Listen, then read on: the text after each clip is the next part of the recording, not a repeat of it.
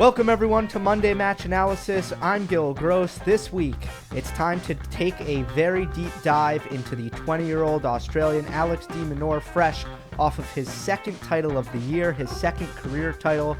Congratulations to Demon for winning Atlanta. He's one of two title winners. Also, Nicholas Basilashvili won and actually defended his title in Hamburg last week, beat a very impressive-looking Andrei Rublev, who also deserves some acknowledgement at the top of this show for beating Dominic Thiem in Hamburg. So it was actually it was a pretty interesting week. I really enjoyed the final. De Minaur in Atlanta beat Taylor Fritz, who had an equally impressive week and similar to, well, I don't know if De Minaur has been kind of derailed by injury this year, but Fritz, another guy, young, having a breakout year. I made a bold prediction last year that he was going to have a better career than Francis Tiafoe. Still waiting to see how that plays out, but right now it's not looking like an awful prediction. So this is going to be a report card segment coming up here, and I've done it twice before. I did it to Stefanos Tsitsipas, and I did it with Felix Auger-Aliassime. Those are the past two kind of report cards, and we're going to do it again here. So there's going to be a couple categories. The report card itself does not go in depth, so don't focus as much on the grade. Focus more on what I'm actually saying, if I may ask that. And then the last thing before we start is you might be thinking, Gill, what is that on your upper lip? And the answer is, well, I was shaving before the show, and I always do this area last, and I couldn't bring myself to do it. It was like this force from up above was just not letting me do it. And then I realized why. I'm about to do a show on Alex De Minaur, who just won a title with the worst mustache I've ever seen. So in honor of his awful upper lip hair, I haven't shaved mine. I know it's even less substantial than what De Minaur has, but I still think it might look better, but that's just me. There's our thumbnail, the point from Demon to his box after winning the title. Let's get going. On this report card, we start with his forehand. It gets a B. I think it's like a low B. I was pondering a B minus here. And keep in mind, I'm going to say that this is tour average in the top 20, and B is average. So he, to me, has close to a tour average forehand in the top 20. A few things to kind of unpack here. One, very unorthodox shot. I have no idea how it works, but it works pretty well when he has time. When he has time to load it up, he hits it flat, not a lot of net clearance, but really rips through a certain kind of court. And Atlanta was lightning quick, about as fast as it gets as far as outdoor hard courts go. The high temperatures also assist that. Quite just an all-around, a very lively court.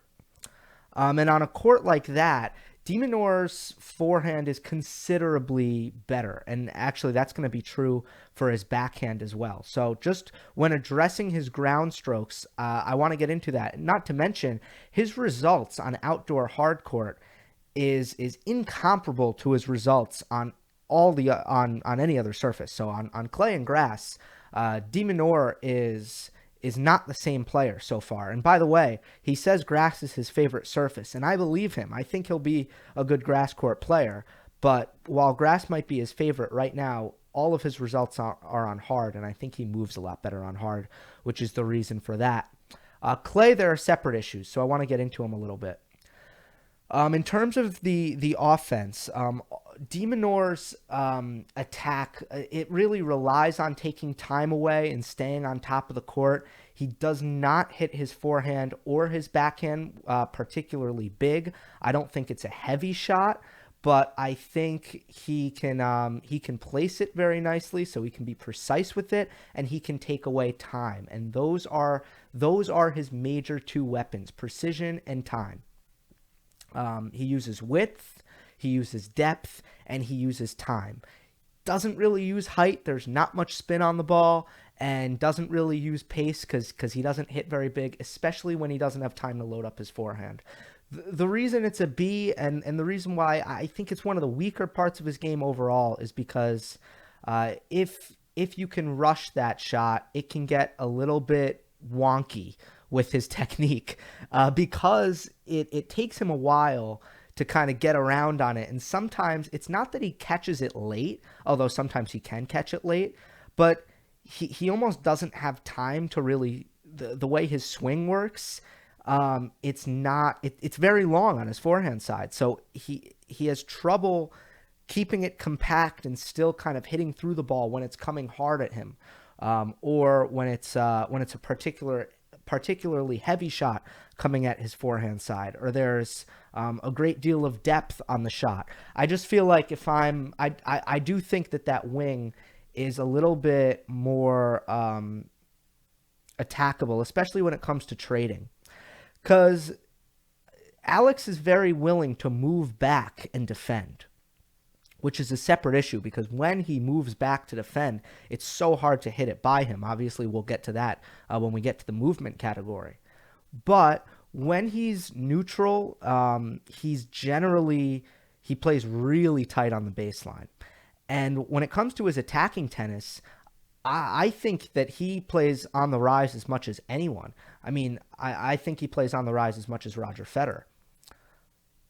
So when you can get him kind of off the baseline, when you can pressure the forehand side, sometimes he has to kind of bunt it back a little bit. He doesn't really, he doesn't have that kind of short, quick, kind of easy power that, like Dominic Thiem has, or David Ferrer had. He doesn't have the simple takeback. Think about the simple takebacks that, I mean, the big three, they all have pretty short takebacks. Most good forehands will have, compact, quick, simple takebacks, so that they can execute their forehand even when the ball's coming really quick. De Minaur takes a while, and his technique is quite unorthodox in that respect. So on clay, when the ball's bouncing higher, I don't think he's that good above his shoulder. And because he doesn't hit very big and he really relies on taking time away, a slower court will almost give the time back to his opponent. So all the time that he takes away from taking it early, the pace of the court, the slowness of the court will essentially give the time back, which is why in terms of offense, players who hit bigger, so they can really utilize the mechanics of a clay court and the way the ball can jump off a clay court. So heavy hitters, they have more success on attacking on a clay court than a player like De Minaur, who relies, kind of like Federer, a little bit more on taking time away, and using width and using depth. His backhand is quite similar, although the major difference is that it's really compact, really quick, really simple, straight to the point. It's got a different problem than the forehand, which is why it's still a B. But I do think his backhand is a little bit better compared to tour average than his forehand. So I was leaning more almost towards B plus on his backhand. And as I said before, I was leaning almost more towards B minus on his forehand. But I decided to give them both a B. His backhand's very different because his backhand, he has trouble kind of generating pace off of his backhand. If he requires the ability to use his opponent's pace against them. Again, when the ball's coming quick on a faster surface, when you have kind of that bang bang fast-paced tennis, his backhand is a little bit more effective. On a slower court, you got to generate more, like on clay. It really does pinpoint the weakness of that stroke. The backhand, again, very, very short, compact take back. So it's not as attackable. It's more consistent. Less errors come from that side. He gets great depth. I do like the shot. And on the run, it's very nice as well. He has a slice, a pretty good one at that. So the backhand is very solid. It's just he can't really generate his own pace off of it. Similar to his forehand, he relies on taking it off the bounce early, and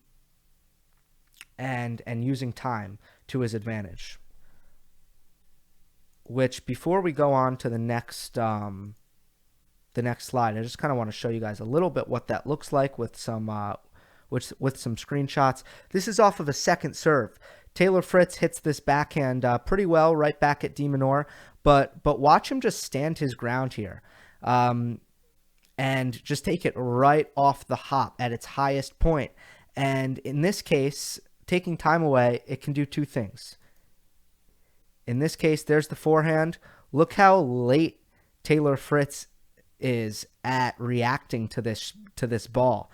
Because he takes it right off the hop, it gets up on Fritz quicker than it would if De Minaur just used his footwork to move back a little bit and not really stand his ground and hit this on the rise. So Fritz catches this late, and it goes about 9 feet long. It hits the frame.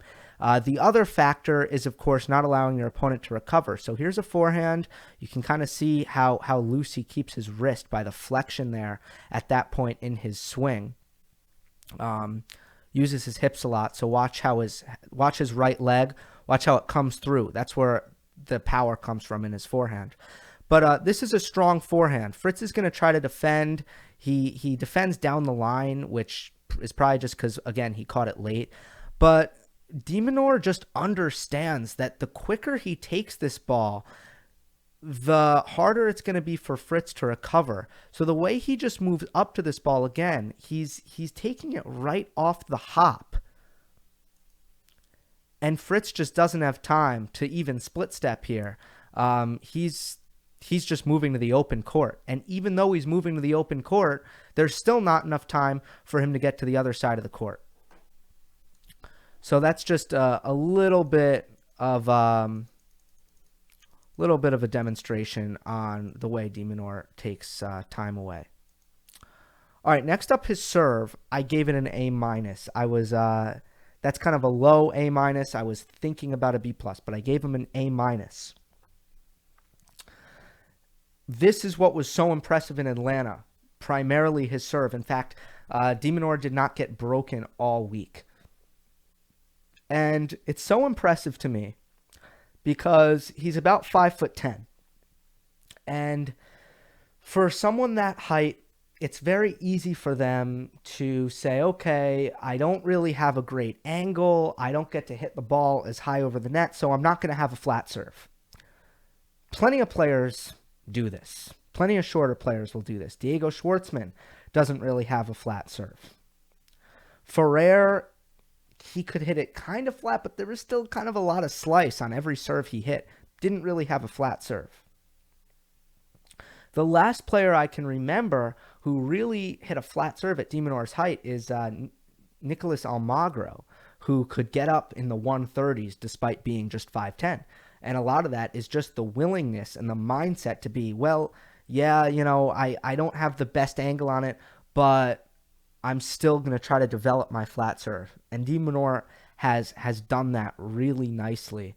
And he's a spot server. He hits his spots.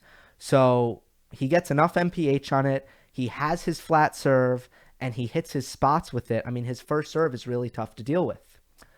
Again, how come he's better on hard courts than he is on clay courts? Well, he does not have a kick serve. His second serve has quite a lot of slice on it and not a lot of topspin on it.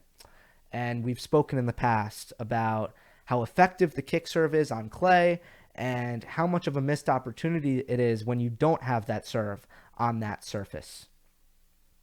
But De Minaur, for his height, his serving is really something to almost be marveled at. It's quite impressive. Let's go to the next category. It is his movement, and it gets an A+. It's what makes Alex De Minaur so special, so unique. It's what will make him a top 10 player when he reaches that point, and I believe he will. I'll talk a little bit more about my expectations for his career after I'm done with this whole shebang. But the movement is an A+. I don't think there's anyone quicker on the tour right now. He has Michael Chang-esque quickness. He has Andy Murray, Novak Djokovic, Rafa Nadal, Gael Monfils, young Roger Federer-like quickness.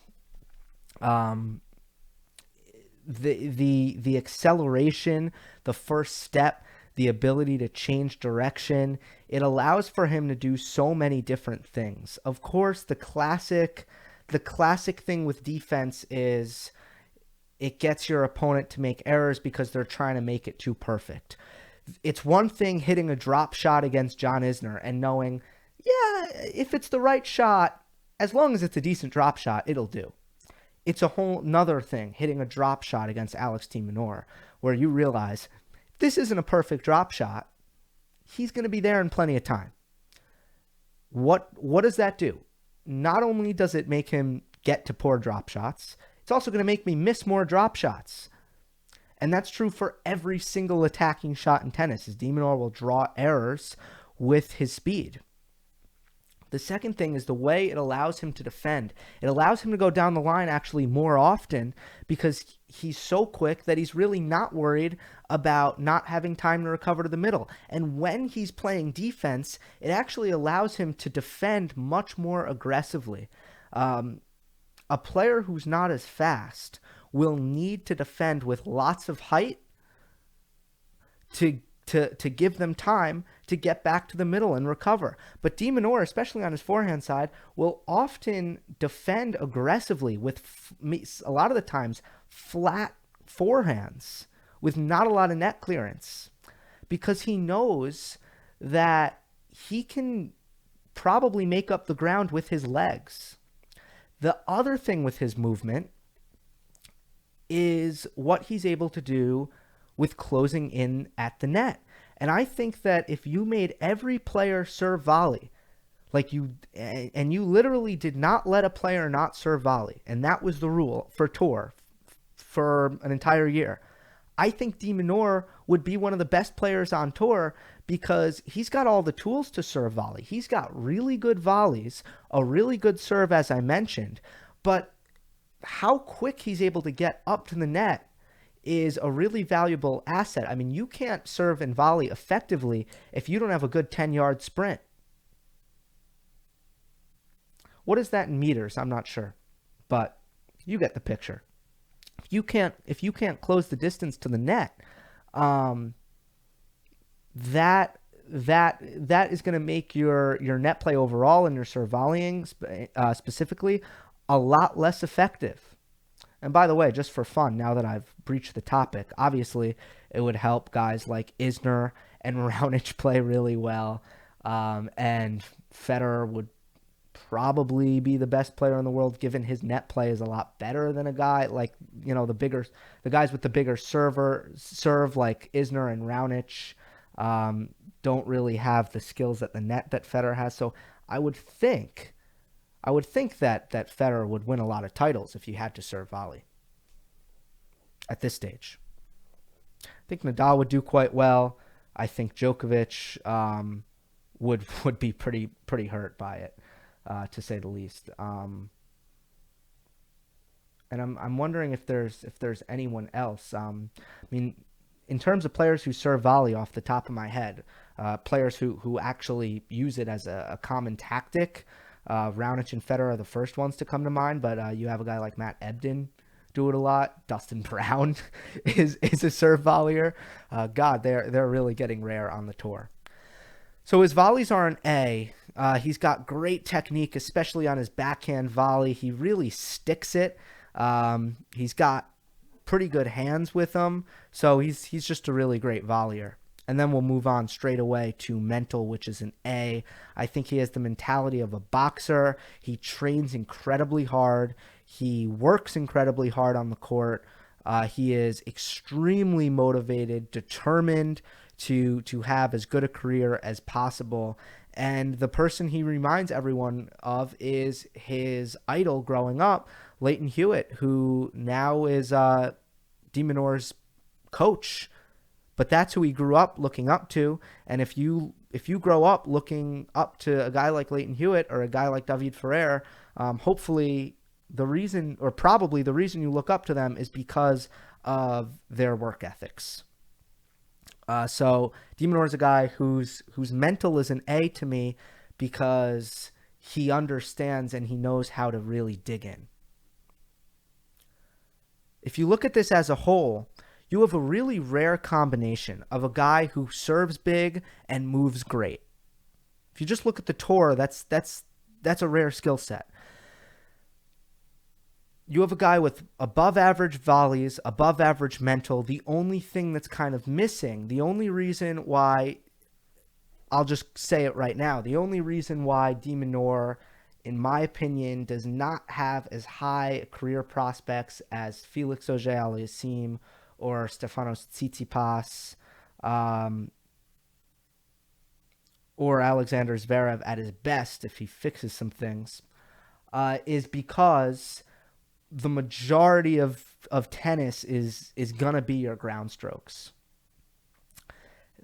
And they're not bad, but it's just a little bit average on his end with how well he's able to trade on his forehand side, generate on his backhand side. There are just some deficiencies there with his baseline game. I ultimately think that the range for De Minaur versus with how good he can be and how bad he can be, I think it's a pretty positive one. But I expect him to be a player who's top 10 for a lot of his career. I think he'll have the chance to win some majors. I don't think he'll ever be at the tippy top elite of the sport, but I think he'll be someone who's challenging the elite's elite. And I think he'll be someone who will be consistently going deep into really big tournaments. 20 years old, has had some injury troubles, but he's shooting up the ranks. He has such a unique game. Who plays like Alex De Minaur? I can't think of anyone. I really can't. So I realized I didn't tease what I'm talking about for the rest of the show at the top. So we're going to take a quick look at the City Open draw, quick look at Cabos, the Los Cabos draw. Is it Los Cabos or just Cabos? I'm not sure. It's not going to get the full preview treatment, just kind of a quick glance. And then I'll get to some comments. There won't be time to get to a lot of them because I'm not going to go over 30 minutes today. Excuse me. Okay. Let's look at the City Open. It is the 500 level tournament this week. The 1 seed is Tsitsipas. The 2 seed is Khachanov. The 3 seed is... Where is he? Where's our 3 seed? I think it's... I can't find him, folks. I can't find him. There he is. Medvedev. There's our 3 seed. That was probably painful for you guys. And the 4 seed is Kevin Anderson. You're probably pointing at your screen like, he's right there. Anyway, this tournament always seems to be kind of a little next-gen open. Last year, the semifinals were Rublev and De Minaur, and also Tsitsipas versus Sasha Zverev. And Zverev won it. Zverev is not back in DC, which was an interesting, questionable call on his scheduling. But Sasha, at the end of the day, probably needs some time right now to deal with some of the off-the-court stuff with his manager and also some of the on-the-court stuff with a couple problems that I laid out in my last thoughts video, which I talked about what I'd do if I coached Sasha Zverev. So this is always an interesting kind of next-gen open. To me, Tsitsipas and Goffin are the 2 guys I'm watching this week. I'm curious to see Felix. He was not as good on clay as maybe I thought he was going to be after what he was doing on the hard courts after the Australian Open. We realized that Felix still needs some more consistency and some more patience, and as a result, the courts that really help him are the faster courts where his offense can be quite overwhelming for opponents. So it'll be interesting to see what Felix does here. It's going to be also interesting to see the second round matchup between De Minaur and Rublev. It's a rematch of last year's semifinals, and it's just the second round. Khachanov has a tough draw with Tsonga, a match that can go either way, so the 2 seed will be possibly in some trouble right away. That'll be interesting. Tsonga looked quite good today. And that's about it. So I think that I think Tsitsipas is the favorite, and I think Goffin is more of my dark horse pick to win this one. Someone kind of outside the top 4 seeds, because I was quite inspired by Goffin's form at Wimbledon, and I've just been kind of waiting for him to get back to what we saw him do in 2017, where he had such a great season. Here is Cabos. It is a smaller draw. It's tiny, actually. It's a 250 event. Got Fanini, Pela, Schwartzman, and Luca Pui as the top 4 seeds. Taylor Fritz, in great form, is in there. Grigor Dimitrov trying to figure things out. I think I have a comment about him a little bit later. But my pick for this one will be Guido Pela, who I've been kind of beating his hype drum all year, because I think that he's really good on all surfaces, and his form, I think everyone needs to start taking notice of. Okay. Talked a little bit about Pela in the French Open vlog. It's the only time I've really went in depth on him on this channel. So if you're curious exactly what I have to say about Pela, you can check that video out. By the way, the Noah Rubin interview, while we're on the topic of old videos, the Noah Rubin interview, I kind of wish I'm going to be honest, I kind of wish it had more views compared to most of the stuff I put out, because I do think that that was really insightful, and Noah is such a smart guy who thinks so hard about the game and has really unique perspectives from a challenger level player. He's so well spoken, such a thoughtful guy, and I think that there was some really interesting discussion in that one.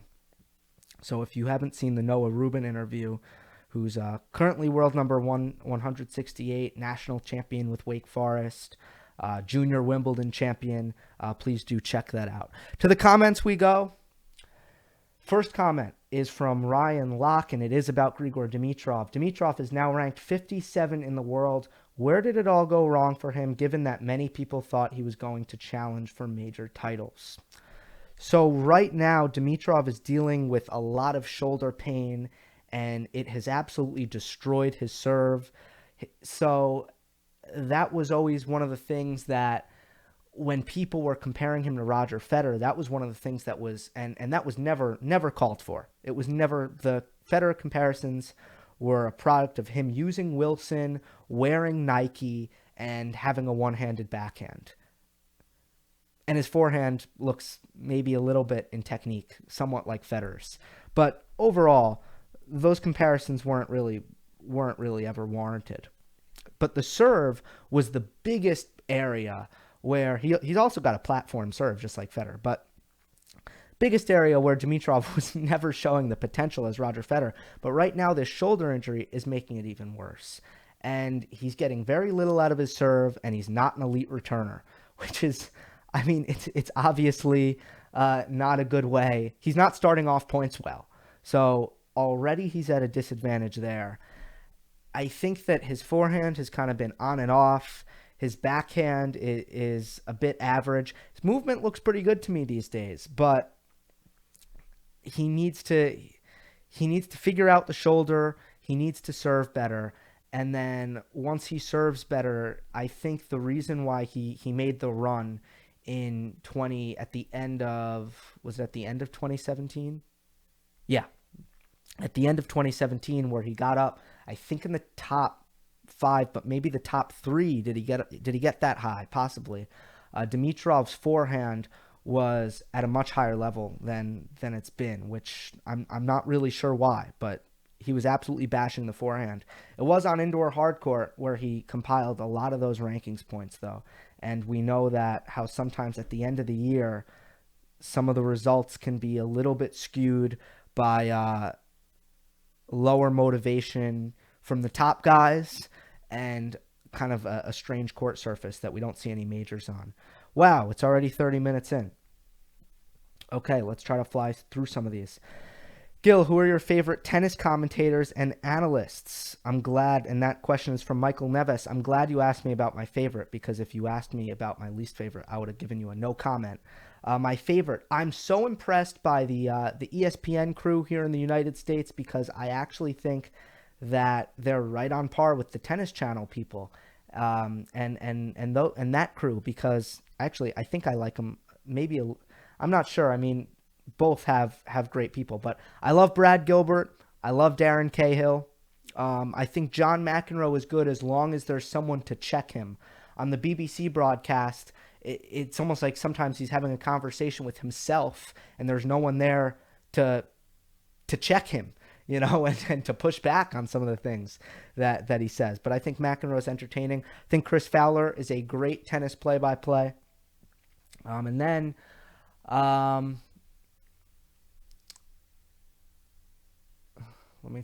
it's off the top of my head. I want to give some love to Matthew Willis, founder of The Racket. He does a really good job with what he does. I enjoy Steve Weissman's play-by-play very much. I know. I mean, look. The hard part is I know I'm leaving out people, but I got to move on. Jose Moreno, if you were in Rogers' camp, what would you suggest to beat Novak in the U.S. Open? I think he had the right game plan at Wimbledon. Mix up pace, challenge his north-south footwork on the backhand side, move him in, move him back. I mean, it's really the way he can beat Djokovic is he can make him hit uncomfortable backhands from inside the court, and he can do a better job than Djokovic of mixing up his pace and his depth and even his height. So I think his tactics were correct. The next question from Sharif is about it's a hypothetical about if Djokovic does this and that, will he be the GOAT? And it depends on what Federer does and what Nadal does. So I can't answer a question like that, unfortunately. Sep Saves, what do you make of Kyrgios's Insta post about a week ago where he crossed out a Novak shirt with a Sharpie? My thoughts is that Kyrgios, it doesn't look good for Kyrgios because Djokovic is ignoring him. So Kyrgios is punching up and Djokovic refuses to punch down. If they were going at it, then I would kind of be entertained by it and I would think that it's fun. But instead, I just think Kyrgios is coming across not so well because Djokovic is not responding. So how many jabs are you going to give the guy when the guy's not responding? And he's also accomplished so much than you. It's not a good look for Kyrgios, honestly, and I think he should stop. Unless he's asked about it, right? I mean, if he's on a podcast and someone says, what do you think of Novak? And then Kyrgios gives his honest answer about what he thinks of Novak, I don't mind that. But for him to try to make something out of some beef with Novak when Novak's just ignoring him, it's making Kyrgios look bad, is my opinion. Football, Aguero, Manchester City. Do you think Djokovic/Federer, he still is on Manchester City, right, Aguero? Do you think Djokovic/Federer will prioritize the Olympics next year? Not more than they usually would. I still think with the slam count being so competitive, I think that every slam matters so much, and I think the Olympics will matter kind of equally. Simone Simonovic, great name. Who do you think from the older players have the biggest chance to win a slam? Great question. Del Potro, Wawrinka, Cilic, Raonic, Nishikori, and Excuse me, Anderson. Best chance to win a slam. It should be Del Potro, but the injuries are so demoralizing. Del Potro was really close last year. Really, really close. I mean, if Djokovic hadn't rounded back into form, Del Potro would have won the U.S. Open. And Djokovic was at such a high level there that Del Potro ran into kind of a monster, but he was at a high enough level to win the U.S. Open there. So I am going to say definitely not Cilic. I don't think Wawrinka. I don't think Raonic. Not Nishikori. Anderson, probably not. So despite the injuries, my answer to that question is Del Potro. Rafa's chances at the U.S. Open, pretty good if it's playing like it was last year, especially if Djokovic is not at the same level that he was last year, which I think is kind of likely. I'm sure I'll get into that more a little bit later. Doesn't mean he's not the favorite, but I don't know if he's going to be as dominant as he was last year. Okay, that is going to be all we can get to. There are some really good questions. One about Noah Rubin that maybe I'll respond to with my typing fingers instead of making this video longer than it was. How about this, folks? We can go 37 minutes when the only tennis last week was Hamburg Open and BB&T Open in Atlanta. We will keep it coming. Before I sign off, just a little bit of a heads up on what's to come for the channel next week. Or this week, I'm pretty much around. You can expect kind of normal scheduling. Next week, I will be in Los Angeles. So that will be the week of Montreal. So I'm not really sure. The content might change a little bit. Might be kind of hard to keep up with things until the semifinal and the final. But Cincinnati, I'm going to probably do a full-time week and do some daily videos as an experiment. And then it'll be U.S. Open time. Very exciting. All right. Hope you enjoyed. Don't forget to subscribe. I'll see you next time.